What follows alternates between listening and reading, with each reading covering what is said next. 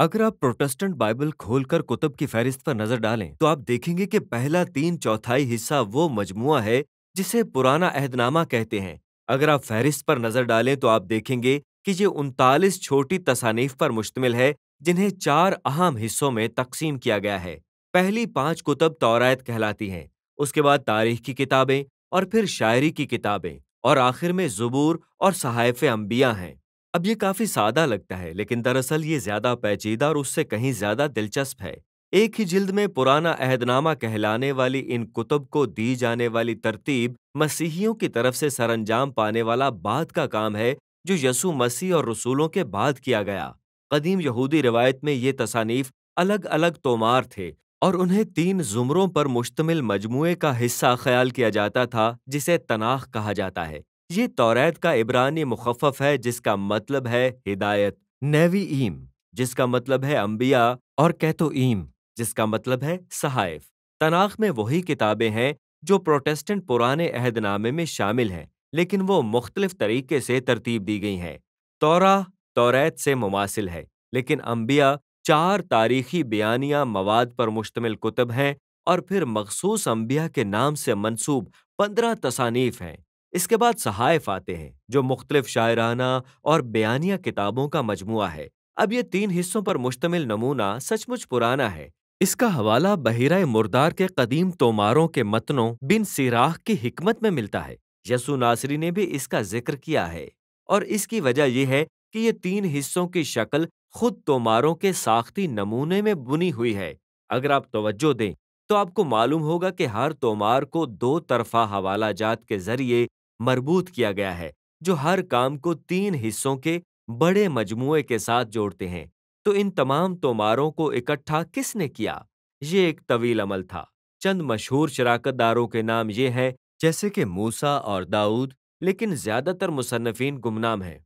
Bible में उनको सिर्फ कातिब या अंबिया कहा जाता है। इन तोमारों ने इसराइल की तमाम तारीख के दौरान हालिया शक्ल पाई है। जैसे जैसे नबूवत के कातिब पहले की कहानियों और नज़मों को जमा करते रहे, वो उन्हें तरतीब देते गए, और फिर बिल आखिर तोमारों के उस मरबूत मजमुए को तनाख की शक्ल दे दी गई। नबूवत के इन कातिबों का मानना था कि खुदा का रूह उस सारे मामले की रहनुमाई कर रहा था, ताकि इन इंसानी अल्फाज के जरिए से खुदा अपने लोगों से कलाम करे। यही वजह है कि उन्होंने उनका मुताला किया और एक मरबूत मजमूए में मुरत्तब करके इन तहरीरों को अहमियत दी। हम कतई तौर पर नहीं जानते कि यह अमल कब ख़त्म हुआ, लेकिन ये यसू के ज़माने से पहले की आखिरी सदियों में ही कहीं हुआ था। तनाख अपनी आखिरी शक्ल में इसराइल की तारीख की नबूवती तशरीह पेश करती है, जो पूरी दुनिया को बचाने के लिए खुदा के मकासद को जाहिर करने का दावा करती है। और जबकि हम सिर्फ एक वीडियो में पूरे मजमूए के साथ इंसाफ नहीं कर सकते, लेकिन ये उन तोमारों का जायजा लेने में मददगार साबित होगा। तौरात का आगाज खुदा की तरफ से जमीन कहलाने वाले एक बहुत बड़े टुकड़े को तख्लीक करने और बरकत देने से होता है, हमारी बहुत अच्छी जमीन। और खुदा इसे एक मखलूक के सपुर्द करता है जो खुदा की शबीह को मुनक्कस करती है, इंसान, या इब्रानी में आदम। खुदा इंसानों को मुकर्रर करता है ताकि मखलूक पर मर्द बतौर बादशाह और औरतें बतौर मलका हुकूमत करें।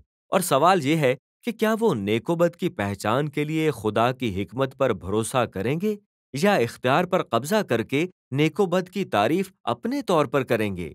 लेकिन इंसानों के साथ वहां एक और मखलूक है, एक पुरस्रार सांप। ये खालिक का बागी है, और इंसानों को बेवकूफ बनाकर खुदा की फयाजी के खिलाफ बगावत पर उकसाता है। नतीजतन इंसान अपनी हयात के इलाही सरचश्मे से जुदा हो गया और बाबरकत बाग से निकाल कर खतरनाक मौत के बियाबान में जिला वतन कर दिया गया। वहां से नस्ले इंसान फैल रही है और नेकोबद की नई नई तारीफें करती चली आ रही है, और हालात तेजी के साथ बिगाड़ की तरफ जा रहे हैं।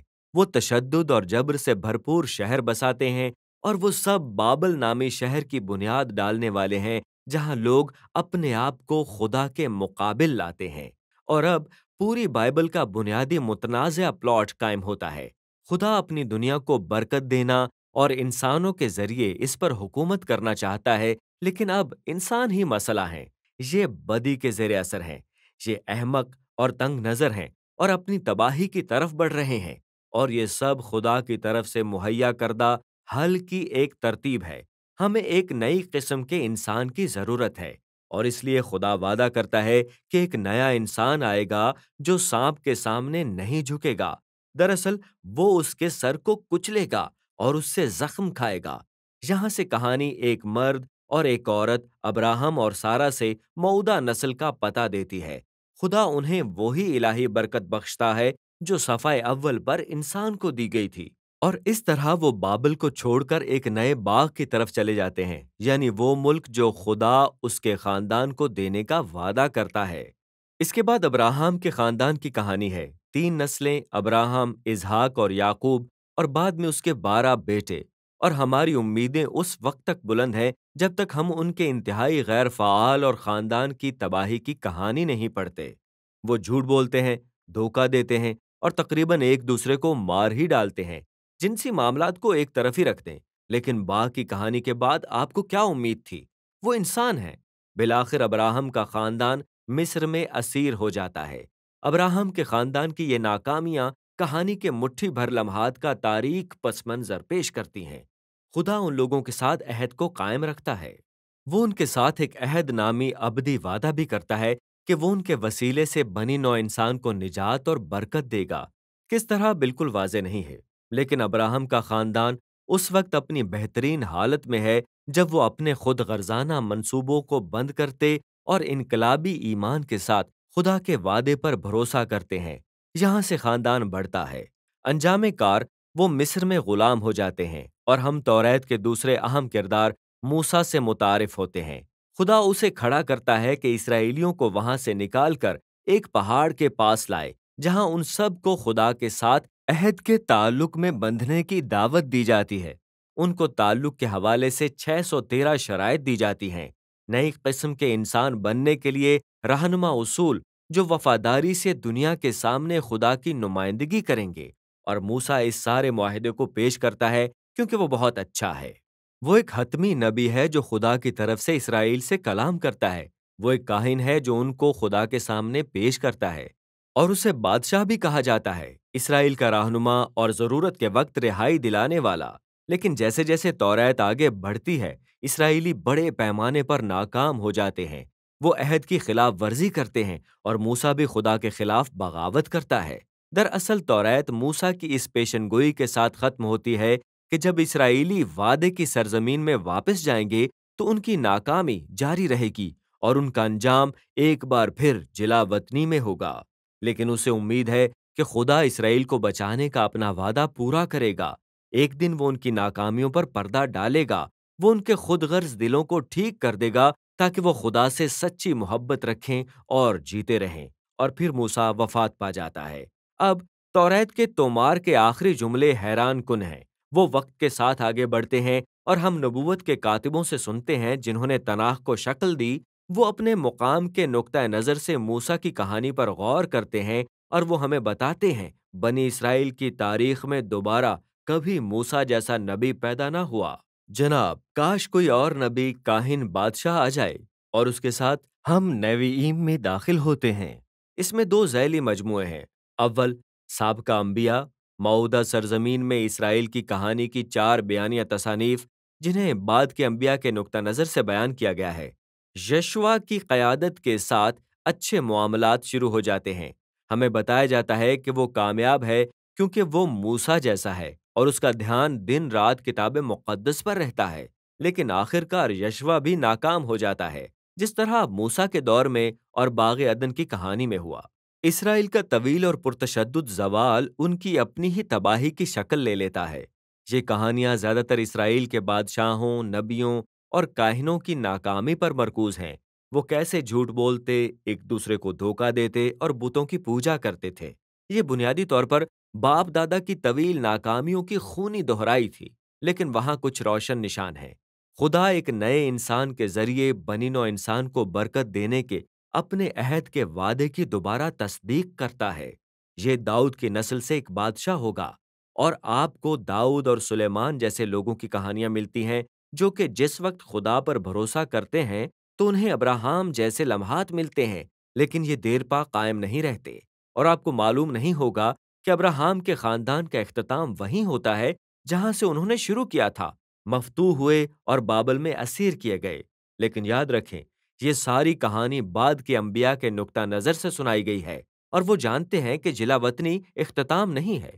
چنانچہ انہوں نے اسرائیل کے ماضی کی ان کہانیوں کو اپنے مستقبل کی امید کی طرف اشارہ کرنے والی کہانی کے طور پر تشکیل دیا ہے۔ جب خدا اپنے لوگوں کو بابل سے بچا لاتا ہے تو وہ اس نئے بادشاہ کو بھیجے گا جو ان کے اچھے دنوں کے دور کی طرح موسیٰ اور داؤد اور سلیمان جیسا ہوگا۔ دراصل یہ نیوییم کا دوسرا حصہ بعد کے انبیاء کے متعلق ہے۔ مخصوص انبیاء کے ساتھ منسوب 3 بڑی اور 12 چھوٹی تصانیف ہیں، اور یہ ڈیزائن جان بوجھ کر پیدائش سے 3 جمع 12 بزرگوں کو یاد کرتا ہے جن کی ناکامی کی کہانیوں میں مستقبل کی امید کے بیج موجود ہیں۔ یہ نبوتی تومار 2 طرفہ حوالہ جات سے بھرے ہوئے ہیں جن کا تعلق پیچھے توریت اور انبیاء کی حکایت سے ہے، اور وہ کہانی کو آگے بڑھاتے ہیں۔ اسرائیلی نبیوں کا کام موسیٰ جیسا بننا تھا، پرانے اسرائیل پر ناکامی اور بدعنوانی کا الزام لگانا اور انہیں آنے والے نتیجے خداوند کے دن کی بابت خبردار کرنا، جس کا خاتمہ بابل میں شکست اور اسیری کے ساتھ ہوا۔ لیکن انبیاء یہ بھی وعدہ کرتے تھے کہ خدا کا ایک مقصد ہے، وہ اپنے لوگوں کو پاک کرے گا اور ایک نیا اسرائیل پیدا کرے گا جو ابراہام کی طرح وفادار ہوگا۔ وہ اس موعودہ حکمران کے دور حکومت میں خدا کے ساتھ ایک عہد کے رشتے میں رہیں گے جسے نئے موسیٰ کے طور پر بیان کیا گیا ہے اور داؤد کے نام سے پکارا گیا ہے۔ وہی خدا کی برکت کو پوری دنیا کے لیے بحال کرنے والا ہوگا۔ نیوییم کا اختتام توریت کی طرح ہے۔ تناخ کے نبوتی کاتبوں کی طرف سے ایک نوٹ: وہ اب تک کی پوری کہانی پر غور کرتے ہیں اور وہ قارئین پر زور دیتے ہیں کہ موسیٰ جیسے نئے نبی کے منتظر رہیں جسے وہ ایلیا کہتے ہیں۔ وہ اعلان کرے گا کہ اسرائیل کا خدا اپنے لوگوں کو پاک کرنے اور نجات دینے آ رہا ہے۔ یہاں سے ہم تناخ کے تیسرے اور آخری ذیلی مجموعے میں جاتے ہیں، کیتوئیم، توماروں کا ایک مختلف مجموعہ۔ ہر ایک کو پیچھے توریت اور انبیاء کے کلیدی موضوعات کے ساتھ منسلک کرنے اور 2 طرفہ حوالہ جات کے ذریعے ان کو مزید ترقی دینے کے لیے تشکیل دیا گیا تھا۔ مثال کے طور پر زبور کا تومار 2 نظموں سے متعارف کرایا گیا ہے جو توریت اور انبیاء کے آغاز سے منسلک ہے۔ پہلے زبور میں ہم صادق سے ملتے ہیں جس کو نئے یشوع، ایک کامیاب رہنما کے طور پر بیان کیا گیا ہے جس کا دھیان کتاب مقدس پر رہتا ہے۔ یہ اس بادشاہ کی مانند ہے جس کا موسیٰ نے وعدہ کیا تھا، اور وہ باغ عدن میں حیات کے درخت کی مانند ہے۔ پھر زبور 2 اس شخصیت کی شناخت کرتا ہے۔ یہ موعودہ بادشاہ خدا کا بیٹا داؤد کی نسل سے ہے جو قوموں میں بدی کو شکست دے گا اور دنیا کے لیے خدا کی برکت کو بحال کرے گا۔ اور زبوروں کا باقی تومار خدا کے لوگوں کو سکھاتا ہے کہ جب وہ اس مستقبل کی امید کے منتظر ہیں تو دعا کیسے کرنی ہے۔ پھر حکمت کے تومار ہیں جو توریت اور انبیاء کی کہانی کے ذریعے اٹھائے گئے چند مشکل ترین سوالات کو حل کرتے ہیں۔ امثال توریت کے اندر موسیٰ کی مانند لگتی ہے: خدا پر بھروسہ کرو، وفادار اور فرما بردار بنو اور تمہیں اطمینان اور کامیابی ملے گی۔ لیکن پھر واعظ اور ایوب پیچھے اسرائیل کی پیچیدہ تاریخ پر غور کرتے اور کہتے ہیں: ہاں، ہم نے اسے آزمایا، یا یہ اتنا آسان نہیں ہے۔ یہ تینوں کتابیں گہری گفتگو کرتی ہیں کہ خدا کی بھلائی اور اکثر الجھانے والی دنیا کے اندر سمجھداری سے زندگی گزارنے کا کیا مطلب ہے۔ تناخ کی لکھی جانے والی کتابوں میں سے آخری 2 اہم کردار ادا کرتی ہیں۔ دانیل کا تومار پیچھے اسرائیل کی ناکامی اور مصائب کی طویل تاریخ پر مستقبل میں دنیا کے لیے امید کے عجیب دروازے کے طور پر نظر ڈالتا ہے۔ ایک دن وہ نیا انسان آئے گا جس کا وعدہ توریت اور صحائف انبیاء میں کیا گیا تھا۔ وہ انسان کے جانوروں کی طرح برائی کی طرف مائل ہونے سے روندا جائے گا، لیکن پھر خدا اس کا حق ثابت کرے گا اور اسے الہی قدرت میں دنیا پر حکومت کرنے کے لیے اٹھا کھڑا کرے گا۔ اور آخر میں تواریخ کے تومار اسرائیل کی اسیری سے واپسی کی تناخ کی پوری کہانی دوبارہ سناتے ہیں۔ مصنف مستقبل کی بادشاہی کے بارے میں داؤد کے ساتھ خدا کے وعدے پر توجہ دیتا ہے جو خدا کے لوگوں کو نئے یروشلم میں دوبارہ متحد کرے گا اور قوموں کو برکت دے گا۔ تواریخ کے توماروں کے آخری جملوں کو پوری تناخ کے کلیدی متن کے ساتھ جوڑا گیا ہے۔ وہ ایک نئے اسرائیلی کی آمد کی طرف اشارہ کرتے ہوئے جس کا خدا اس کے ساتھ ہے اور جو اوپر جاتے ہوئے یروشلم کو بحال کرے گا، اسیری سے مکمل واپسی کی امید کو زندہ رکھتے ہیں، اور اس طرح کہانی اختتام کو پہنچتی ہے۔ تناخ قدیم عبرانی توماروں کا شاندار مجموعہ ہے جو سوچ سمجھ کر تشکیل دیا گیا ہے۔ اسرائیل کی تاریخ کے یہ مختلف ادوار کے متن اسرائیل اور پوری انسانیت کے ساتھ خدا کے وعدے کے متعلق ایک مربوط کہانی کے طور پر جڑے ہوئے ہیں۔ ان کو زندگی بھر پڑھنے اور ان پر غور کرنے کے لیے قلم بند کیا گیا ہے، کیونکہ یہ قابل ذکر انسانی الفاظ، حکمت اور مستقبل کی امید کا ایک الہی کلام پیش کرتے ہیں جو آج بھی بولتا ہے۔